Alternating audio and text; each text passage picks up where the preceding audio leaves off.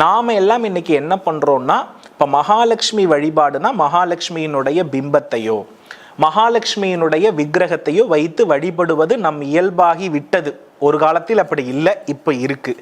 ஆனா அவர்களுடைய பாரம்பரியத்தில் ஒரு விஷயம் மட்டும் அப்படியே இருக்குது. என்ன அப்படின்னா, அவர்கள் தங்கத்தையும் வெள்ளியையும் வைரத்தையுமே மகாலட்சுமியாக பாவித்து அந்த பொருளையே அர்ச்சிப்பார்கள். ஒரு தங்க நாணயம் இருக்குன்னா அந்த தங்க நாணயத்தை ஒரு சிகப்பு துணியில பச்சை அரிசி நிரப்பி அதன் மேல் தங்க பிஸ்கெட், தங்க நாணயங்கள், வைர நகைகள் இதை எல்லாற்றையும் வைத்து அதை மகாலட்சுமியாக உருவகப்படுத்தி அதற்கு மலர்களால் அர்ச்சித்து அதற்கு பல வகையான இனிப்பு பதார்த்தங்களை வைத்து ஒவ்வொரு வெள்ளிக்கிழமையிலும் அவர்கள் வழிபடுவது வழக்கம். அந்த சமூகத்திடம் எனக்கு நிறைய பழக்கங்கள் இருக்கிறது. அதன் அடிப்படையில் தான் நான் நிறைய சுக்கிரகாரகத்தை பற்றி பேசி வருகிறேன்.